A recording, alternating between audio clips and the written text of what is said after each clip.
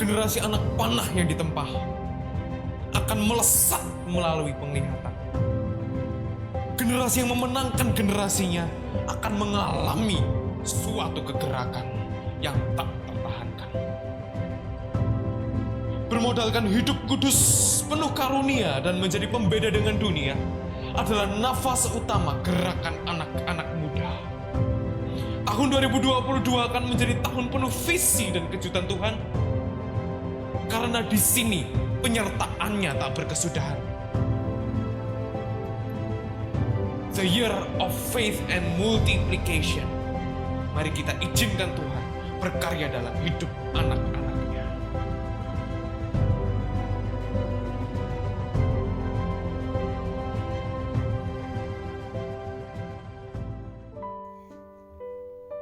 Halo teman-teman dikasihi Tuhan, senang bisa ada pada video pada hari ini. Hari ini saya akan membahas mengenai generasi yang memenangkan generasinya. Dan ini akan menjadi topik kita pada bulan Agustus ini yang nantinya akan kita renungkan bersama-sama.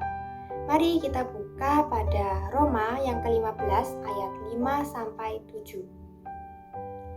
Semoga Allah yang adalah sumber ketekunan dan penghiburan mengaruniakan kerukunan kepada kamu sesuai dengan kehendak Kristus Yesus. Sehingga dengan satu hati dan satu suara, kamu memuliakan Allah dan Bapa Tuhan kita Yesus Kristus. Sebab itu terimalah satu akan yang lain, sama seperti Kristus juga telah menerima kita untuk kemuliaan Allah. Oke, kembali pada judul kita pada hari ini, yaitu generasi yang memenangkan generasinya. Generasi yang memenangkan generasinya. Memenangkan, kita pikir memenangkan itu kayak lomba-lomba kayak 17 Agustus, tapi itu bukan ya. Maksudnya adalah seperti yang kita bisa lihat bahwa dunia makin kesini makin jahat. Memang anak-anak Tuhan Yesus pun juga gak kalah, makin bekerja lebih keras lagi untuk bisa menjadi berkat bagi sesamanya, untuk bisa dan mau menyelamatkan sesamanya yang mungkin jauh dari Tuhan. Dan lomba yang kita menangkan adalah lomba dalam kehidupan kita sehari-hari, yaitu peperangan rohani. Tanpa kita sadari sebenarnya setiap hari kita melewati peperangan rohani itu. Misalnya kita sedang dihadapkan dengan suatu godaan untuk mengikuti nafsu kita. Misalnya mencuri atau melihat hal-hal yang buruk. Biasanya kalau misalnya lewat gitu ya, langsung kayak ini menarik gitu. Pengen penasaran buat pengetahuan. Pada akhirnya kita yang lemah ini malah jatuh. Kita sendiri harus tahu apa kelemahan kita. Kalau misalnya gini, teman aku ngeliat ini tetap bisa kok jadi pengetahuan, dia nggak jatuh ke dalam dosa. Oke, bagus. Tapi pas kita coba, ternyata kita malah jatuh ke dalam dosa. Kita sendiri yang harus tahu apa kelemahan diri kita. Kalau misalnya kita mudah jatuh, jangan coba-coba mendekati arena atau medan dosa itu. Karena segala sesuatu nggak bisa ditoleransi, apalagi kalau dosa gitu, harus hati-hati. Oke, kita akan bahas pada ayat yang pertama. Semoga Allah yang adalah sumber ketekunan dan penghiburan mengaruniakan kerukunan kepada kamu sesuai dengan kehendak Kristus Yesus. Seperti yang kita tahu, kalau setiap manusia pasti memiliki karunianya sendiri, memiliki talenta, hobi, dan masih banyak lagi. Kita datang ke dunia ini tuh tanpa apa-apa. Kita cuma bawa diri yang debu tanah ini ke dunia ini, dan Tuhan yang lengkapi setiap kita dengan talenta, dengan karunia. Karunia itu bisa seperti hobi dan masih banyak lagi. Gak mungkin gak ada yang punya karunia. Semua pasti punya karunia. Bisa jadi seperti karunia bisa berbicara, berani untuk menyampaikan pendapat, bisa berbahasa roh, dan masih banyak lagi. Tuhan Yesus sendiri, seperti yang kita kenal bahwa Tuhan Yesus adalah seorang pribadi yang adalah penghibur, sama seperti Roh Kudus. Roh Kudus adalah pribadi yang nyata yang adalah penghibur kita.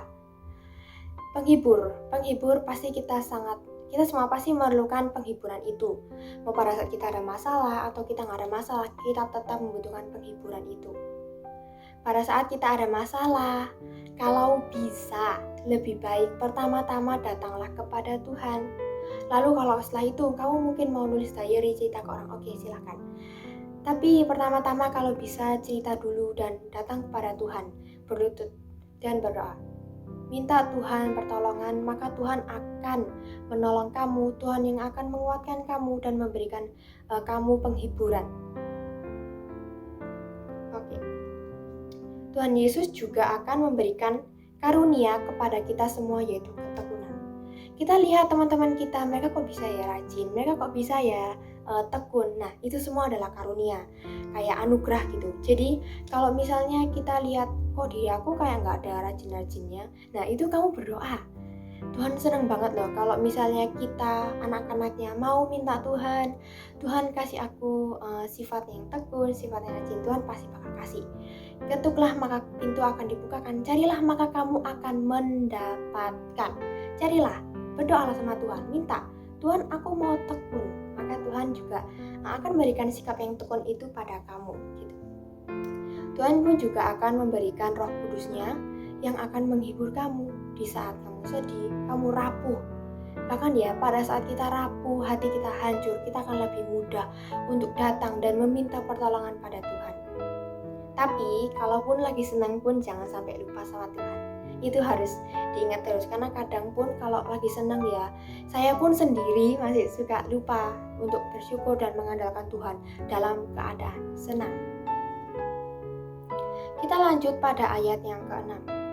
Sehingga dengan satu hati dan satu suara kamu memuliakan Allah dan Bapa Tuhan kita Yesus Kristus. Kita fokus pada satu hati dan suara memuliakan Tuhan Allah kita. Kalau misalnya kita di gereja, kita menyembah, memuliakan Tuhan, kita menyembah semuanya kan pasti bareng-bareng ya. Dengan satu suara kita menyembah Tuhan. Kalau bisa ya pasti lebih baik kalau kita tuh menyembah dengan hati kita sungguh-sungguh. Karena kalau kita pakai hati kita juga untuk menyembah Tuhan, maka kita tuh kayak bisa lebih mudah untuk masuk ke dalam hadirat-Nya gitu. Kita merasakan hadirnya Tuhan di hati kita, dekat kita gitu. Ada baiknya kalau misalnya nyanyi itu nggak cuman aku tahu lagunya, oke nyanyi, tapi ternyata hatinya nggak di situ. Baiknya kalau satu suara dan juga jangan lupa hati, karena kalau ada suara dan hati, bagi yang penting itu sebenarnya hati. Jadi kalau misalnya sudah ada hati ya itu lengkap banget kalau misalnya kita memuji Tuhan, berdoa semuanya dari hati dan akal sehat kita. Seperti yang kita tahu bahwa Tuhan bertahta di atas pujian. 1-2 orang berkumpul untuk memuji Tuhan, berdoa Tuhan dalam iman, Tuhan ada di situ. Jadi jangan main-main, pujian itu besar kuasanya. Apalagi kalau disertai dengan iman serta hati yang tertuju pada Tuhan. Kita lanjut pada ayat yang ke-7. Sebab itu terimalah satu akan yang lain, sama seperti Kristus juga telah menerima kita untuk kemuliaan Allah. Tuhan mau nerima kita, manusia berdosa. Itu luar biasa banget. Luar biasa, karena manusia sendiri yang adalah berdosa gak bisa nerima manusia lainnya yang juga berdosa, sama seperti dia. Jadi kita sebagai manusia harus mau untuk belajar mengasihi sesama, karena kita pun diajari Tuhan untuk mau mengasihi sama, kasih buah-buah roh.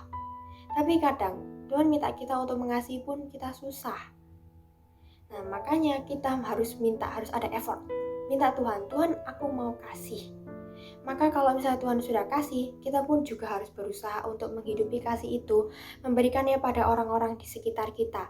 Jangan pandang dia tuh di bawah aku, ngapain aku ngasihi dia udah jahat sama aku gitu.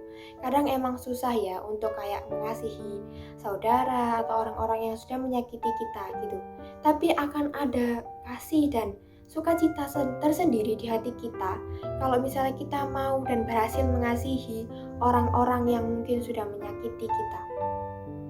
Gak usah pandang diri kita deh, coba lihat Tuhan gitu. Tuhan Yesus yang adalah Raja, Tuhan mau turun ke level kita umatnya manusia yang justru gak selevel. Kita beda jauh banget itu, jomplang. Dan kita diizinkan untuk bersatu sama Tuhan. Kita kita boleh menyebut nama Tuhan, Tuhan Yesus gitu. Kita boleh berdoa kepada Tuhan tanpa ada larangan dan tanpa ada kayak kayak palang gitu, tanpa harus kayak kita harus datang ke tempat sesuatu dulu baru bisa berdoa sama Tuhan. Kita bisa dimanapun datang kepada Tuhan. Tuhan tidak membatasi. Tuhan mau kita terus datang padanya, padahal kita adalah manusia berdosa, tapi Tuhan mau untuk kita datang selalu kepadanya. Jadi, kita semua terpanggil menjadi anak-anaknya. Tuhan senang kita mau untuk dipakainya lebih. Jadi, jadilah generasi yang mau untuk dipakai Tuhan lebih. Jangan merasa bahwa kita tidak punya talenta. Awalnya saya juga merasa seperti itu, tapi lama-kelamaan makin kesini Tuhan semakin membuktikan dan mengisikan perkara-perkara kecil maupun besar dalam hidup saya, sehingga lama-kelamaan saya pun juga sadar bahwa saya punya talenta. Saya pasti bisa, dan kita semua pasti bisa dipakai Tuhan lebih. Jangan lupa percaya dan terus beriman. Terima kasih, Tuhan memberkati.